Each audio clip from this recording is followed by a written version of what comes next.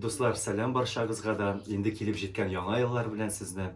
Әлеге бәйрәмнән башка инде, бәлки минем подписчикларым өчен, минем тамашачыларым өчен тагын бер шундый бәйрәм һәм үзе өчен дә ул инде өр-яңа "Син онытма мине" дип аталган альбомымның чыгуы, дөнья күрүе. 7 ел яңа альбом чыгарганым юк, һәм менә шушы 7 ел дәверендә язылган җырларны туплап, "Син онытма мине" дип аталган альбомым дөнья күрә.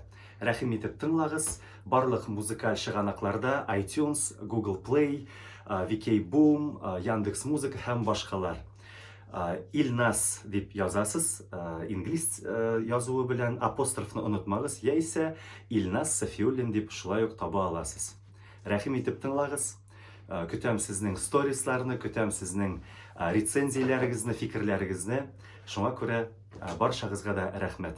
Яңа альбомым белән сезне.